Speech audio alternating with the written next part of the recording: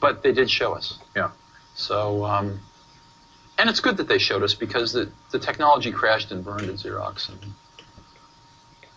they used to call the, what's that? No, I was just... Why? Yeah, why? Oh, I actually thought a lot about that. And I learned more about that with John Scully later on. And I think I understand it now pretty well.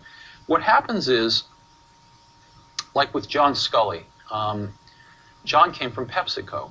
And they at most would change their product, once every 10 years. I mean, to them, a new product was like a new size bottle, right? So if you were a product person, you couldn't change the course of that company very much. So who influenced the success of PepsiCo? The sales and marketing people. Therefore, they were the ones that got promoted, and therefore they were the ones that ran the company. Well, for PepsiCo, that might have been okay. But it turns out the same thing can happen in technology companies that get monopolies, like, IBM and Xerox. If you were a product person at IBM or Xerox, so you make a better copy or a better computer. So what? When you have a monopoly market share, the company's not any more successful. So the people that can make the company more successful are sales and marketing people. And they end up running the companies. And the product people get driven out of decision-making forums.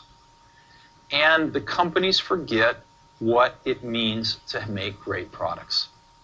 Sort of the product sensibility and the product genius that brought them to that monopolistic position gets rotted out by people running these companies who have no conception of a good product versus a bad product. They have no conception of the craftsmanship that's required to take a good idea and turn it into a good product. And they really have no feeling in their hearts, usually, about wanting to really help the customers. So that's what happened at Xerox. The people at Xerox PARC used to call the people that ran Xerox toner heads. And these toner heads would come out to Xerox PARC, and they just had no clue about what they were seeing. And for our audience, toner is what?